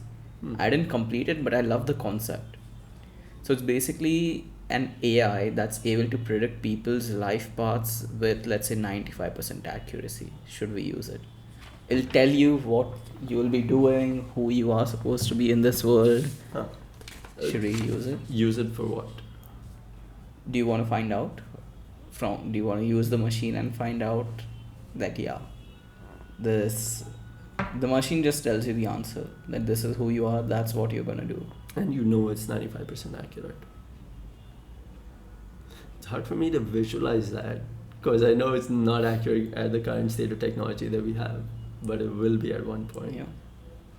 95% accuracy. Probably not. Yeah. I feel like it'd take away the joy of True. living from me. If I knew exactly where I was going to be, I'd still want to explore free will. Yeah. I would say the same. But it'd be a good way to identify, I don't know, maybe criminals. But then again, there's a huge argument about that. If someone or something can predict the future, Yeah. but the crime hasn't been committed yet, do you still convict them? It's a whole ethical dilemma. I mean, I wasn't even thinking about the ethics of it, but I wouldn't be opposed to someone else looking at it. Like, if someone else was looking at my life trajectory, as long as they don't tell me anything about it or they don't try to influence it, and it's just still going to happen. But wouldn't you want to know? No. Most people, at least, the reason why they would go to or they would believe in and go to someone who can predict the future, like a psychic or someone. Or like a Baba, or yeah. That's the reason they would go, hey, what's my future looking like? What's gonna happen? What am I gonna do? The majority of the people that do that still internally hold that belief of there's a decent enough chance of this not going the way it is. But when you bring they just want positive reinforcement, reassurance that something's good gonna happen in the future, nothing bad. Yeah. But when you tell me there's like a 95% accuracy with an AI, that makes me believe that there's actually a 95% confidence interval there. Yep. So that kind of changes that for me. If you told me it was a 30% interval of confidence, I would 100% want it. Fair. I like the idea of that. There's a 1 out of 3 chance of it being right. Because in my head, that means basically anything can happen. Here's just an entertaining way of you to look at some choices that you're open to. And that feels fun because you're like, oh, hey, here's the choices that I have, but There's here's what I can go to. Yeah. Cool. Yeah. Alright, I'll look at one. Oh, we're almost done with these, but nice. Empathy and distance. Does distance affect how much empathy or action we're willing to show? Should I explain the scenario? Yeah. It's like a thought experiment. Okay. I can't recall where I heard of it or saw it, but I remember it. So let's say you're walking on the street. There's a lake nearby. A kid's drowning. The kid is 10 meters away. Sure. You're playing a game on your phone. Yes. You see the kid drowning. Are you saving the kid? Yeah, obviously. Yeah? Yeah. The same kid is now 100 meters away. Are you saving him? Is there anyone else that's in closer vicinity? Let's say it's just you in the isolation with this kid. Yeah, very likely. Let's say this kid is 1 kilometer away. I mean, still no one else? Yeah. The thought experiment is based on the fact that it's just you. Sure, yeah. It just imagine that others don't play a role here. It's just you who plays a role here. Either it's you and the kid. No matter what distance. Yeah. I think distance at which I would not save the kid would be the distance where I know for a fact that I won't be able to save the kid. Yeah. Fair. It's also like not just saving the kid, but this was a thought experiment for like larger ideas where people get so obsessed about like things that are happening across countries, Hmm. but they really can't do anything about it. Huh. And it's okay to bring awareness to it, but then they get stuck on it. Hmm. They're like obsessed with it and like targeting other people for, they make their whole life revolving around that. So that's where basically that's what the thought experiment was trying to show, that Hmm. after a point, if you can't do anything, you wouldn't want, like, because realistically you can't do much. Yeah. So why are you obsessing over it? Like, yes, I want to save a kid. Yes, right now someone's drowning, Sure. but I can't do anything about it. But if someone was drowning right there in front of me, I would. I think that's one of those things where, you don't always have that same level of emotional like intensity of feeling until you experience something yourself that's similar to it. So let's say like in your history you lost someone that was very close to you that died due to drowning, Mm-hmm. and now you were noticing like that happening in like a flood situation in some other country. To you that emotional feeling is much more pronounced than for someone who has never experienced that emotional depth of intensity before. True. So for you it's much easier to get dragged into the, hey, this is an important matter to me, and you're gonna go out, and if there's a way for you to support that, or if there's a way for you to create something meaningful that like helps that cause, you're more likely to go out and like. That's where the issue lies. Like, most people just want to speak about it but don't do anything to help with it. Yeah. That's what basically the thought experiment was about. Like, don't just, if it really matters to you, go out there and do something meaningful to help that person if it really concerns you. No. I think you have to take into account that like a lot of people live lives where they're just kind of engrossed in their life. Yeah, But when everyone, not most, every single person. Yeah. And when something happens that like triggers these emotions, not everyone is accustomed to like taking emotions and like taking action on those emotions. Or like sometimes you just have an intense emotion and you kind of need to express it, and you get done expressing it, and that's the end of it. You can turn that emotion into something productive where you're like, I have this emotion, so I'm going to channel it towards doing something that's going to help them out. But like the emotional, I guess, like curing, the emotional healing that happens usually gets like, there's a decent part of it that gets done in the expressing of it for someone that thinks that way or like has that mental makeup. So I guess that would kind of explain this, but I see why it makes more sense to just be productive of it. That's how I would feel too, of like, hey, what can I do about it if I can? Basically, there's a point after which you shouldn't obsess over it so much if you can't help it. If you can, go ahead. Yeah.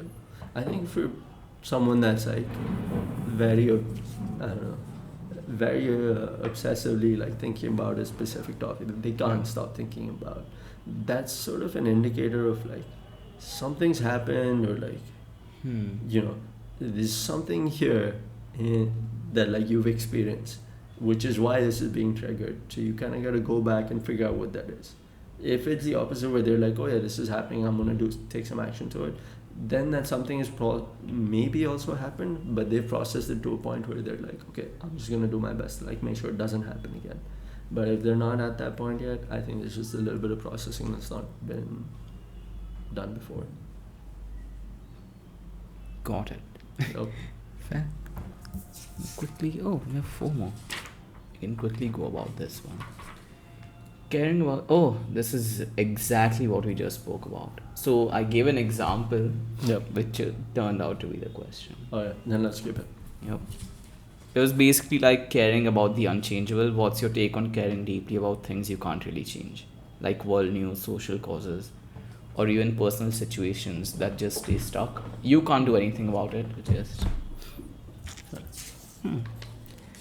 Are you aware about agency? Do you know what give me a agency? definition? The question says, how would you describe it if you are aware? Are you? I feel like I've read this term before, Yeah. but I don't remember memorizing its definition. So there's no one particular definition to it, Hmm. but one of the definitions I heard was it's you taking charge of your life and what happens in your life rather than letting life happen to you. Happen. Yeah. So agency in that way. And yeah, I really enjoyed this concept, to be honest, Hmm. because they were basically talking about how you can build more agency and how it's one of the traits that you should admire in people. And I would say you are one of them, because you know, when you said that you had a curiosity of messing things up and not doing it because it's been done for so many years, that is the part that's agency. Like, you don't do things just because they're done for so many years. Yeah. You want to find out why they're doing it or what happens when you change it. Just because everyone has told you you're supposed to get a job, do this is what your life should look like. You think independently, like be an independent thinker. Many people just pick ideologies. Even in religion, you see this often. They like idolize people, like literally think that they are God, and they're like, whatever that person says, I agree with it. He can never be wrong. Yeah. And I know people like that as well. They're like, this person can never be wrong. Whatever they say is true. I'm like, be an independent thinker. That because that's just lazy thinking, and that is zero agency. Fair. Whereas agency is more like.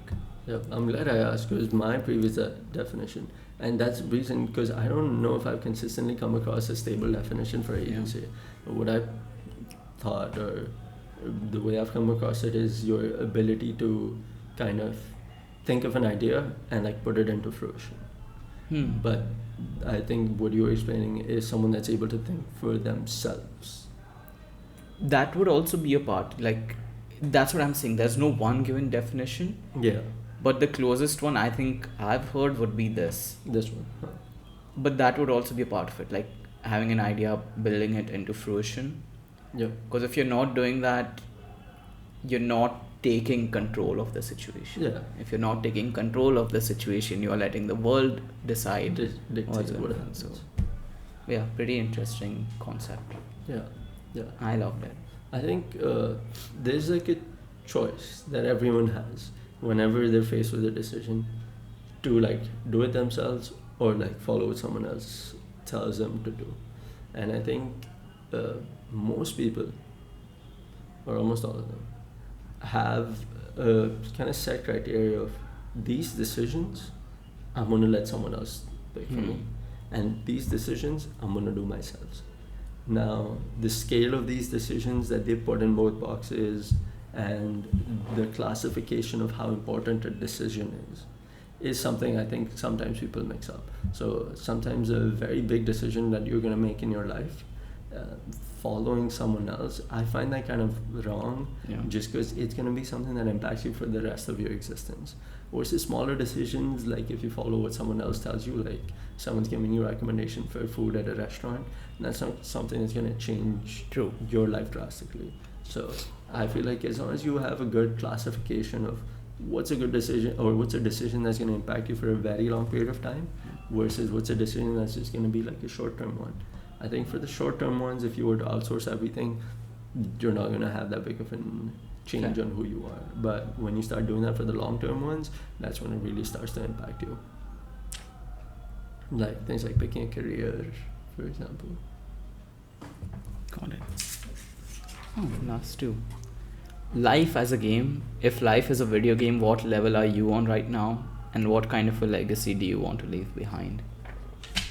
I don't know if I've ever thought of a legacy to start with. I don't know if I've ever envisioned like, hey, this is the kind of legacy I want to leave behind. If I'm talking about just for my family, I mean, I want to raise kids that are like emotionally smart and can take care of themselves while they have the foundational structure of their intellectual quotient. Yeah. You know, and they're able to be like sufficiently survive in community and society as like contributing members. For What level are you on right Yeah. now? Yeah. I think I'm at the stage where I'm kind of getting done with exploring all the different careers Hmm. that like I've ever been curious about, and I've picked something that I know I enjoy, and Which would be. I think technology, Yeah. AI, Yep. and like that's something I know I'm 100% curious about, and like I can't wait to learn more about it. And so now it's gonna be me scaling up in those fields, and I think I have that very clearly in my head of like, this is something I love to do as a career. These are things I love to do as a hobby, you know. And yeah. So what level would you put it at? I don't know. Let's how say you- there's 100 levels to a game. Yeah. It's just, yeah. Sure. I don't know how you This one. quantify it. Like, do you have, I wouldn't know either. It's just a question that thinking came up question? and I was like, yeah. I'm not sure I could come up with a number. Fair. Because, like, you could have someone that just is in a career that, like, they're pretty happy with. It's not something Mm. they're particularly curious about, but they're making good money and they reach the end of their life. And they could call that, like, level 99, Yep. And I'm going to be like, that life would be a level 5 for me. True.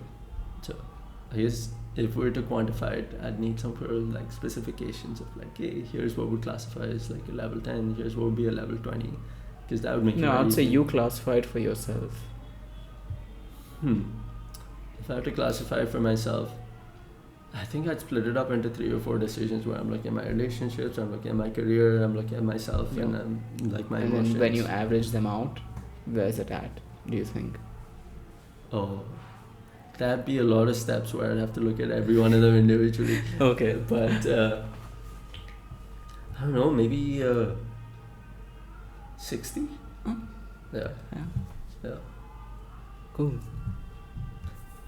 I feel like taking the average of my life as like a 26-year-old, dividing that by 80 is going to be a pretty good answer.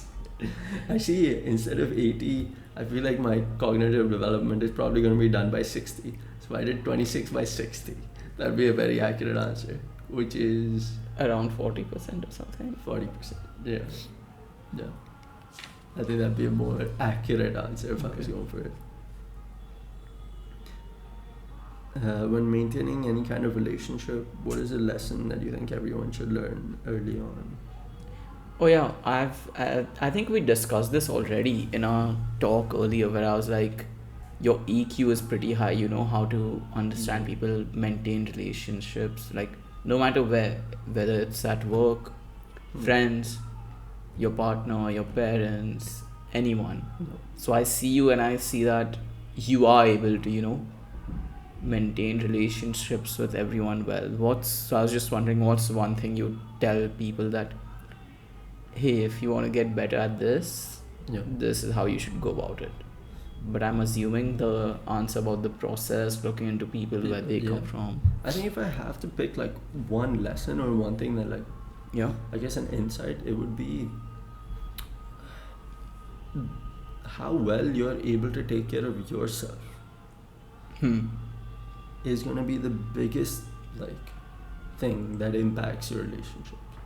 And when I say yourself, I'm talking your health, your emotional health, your physical well-being, your career. Basically, everything about yourself is going to be the biggest indicator of like how your relationship goes. So if you can maintain like a mentally healthy brain, a physically healthy body, and you are kind of happy with the work you're doing, you're not miserable there. Like if you foundationally built yourself up to a point where you're like content with yourself, it's going to be very easy for you to have a relationship with, almost anyone, right? Even if they were unhealthy, as long as you were healthy and like you figured out a point of confidence for yourself to be like, you're happy in your skin to a certain extent and you've learned how to live into it, that's adaptive to the world that you live in, it's going to be very easy for you to get into a relationship. But if you're not there and if you're still like working through stages, as long as you have an understanding of, hey, this is something that might not be like, in alignment with everything or who I am as a person. So it's something I'm working towards. That helps a lot too. So I think one of the biggest things is just like, if you have the ability to recognize that, like, hey, this is something that like I am, this is something that I'm not, this is something that is like crossing a boundary for me, this is something that's not crossing a boundary for me, this I'm comfortable with, this I'm not. That makes it very easy for you to get into a relationship with someone. And what happens is, the better you get at knowing yourself, the better you get at recognizing, like, hey, this might not be something that works for me, and this is something that works for me. And when you tend to attract people, you will tend to automatically attract people that are compatible to who you are as a person, the more you know yourself. And like, what happens is, people kind of have these like surface level expectations that they get from, I guess, the world around them. Society. Yeah. Yeah. And they are not in alignment with what they need or what they want or are comfortable with, right? The reason I say need instead of want is, wants are influenced By the by society a lot. Yeah. And so a lot of people think their wants are what they need. And that's where I feel like the disconnect happens, because once you know what you need, there's no way you're picking something you want as opposed to the things that you know you need. And if you're able to find someone that matches your needs but doesn't meet your wants, that's never going to be a problem, because your base expectations of a relationship are satisfied. The wants are, you can live without having all of your wants. In fact, like 99% of the time, humans live without getting everything they want. That is life. But when you have like certain needs that are just not being met in your relationship, like the cornerstones are, I think, trust, humility, and I forget the last one. Vulnerability. That's funny, because that's one of the things I think I struggle with the most as well. So, these three cornerstones are definitely essential to everything. So, post that, like, as long as your needs are being met, you can be comfortable in a relationship with someone that also knows themselves well. And what usually happens is, if you're at a point in your life where you've kind of accomplished knowing yourself to a certain degree, and you meet someone that's not quite there yet, right? Just them living with you, they're gonna learn from you. Yeah. And they'll kind of get to a point where they're kind of close to you just through like living with you, interacting with you, because you learn from the people you're around, right? So that's why I feel like if you're there, you find people that like match you. So overall, I would say self-reflection and self-improvement would be the ideal way to maintain good relationships. Yeah, 100%. I mean, you definitely need a lot of empathy and ability to understand who your partner is, and if you're willing to, I guess, as long as you're willing to put in effort, these things usually tend to fix themselves, and it's an iterative process where you guys get to know each other and what each other's boundaries are. You learn to respect them, you learn to enjoy their presence over time. Great. Yeah, that's all the questions done. I feel like we covered quite a bit, and like I got your insights on so many things. And I love this. I love that I can speak to you about not just yourself and your experiences, but your views on like certain topics and ideas. And if you just want to let everyone know what's next for you, what are you thinking about? Yeah, honestly, I'm not sure myself. The way things have been, I definitely know what I'm going to be pursuing with my career. I know I'm going to be following technology and like trying to get better with coding, get proficient with AI technologies. But besides that, I'm not sure. I'm going to follow my curiosities and see where they take me. Perfect. Thank you so much. Thank you so much for having me. This Yeah. was very fun. I love talking about these topics, and you kind of Same. always know what I like and don't like, and you're very good at asking me like insightful questions on those very specific topics.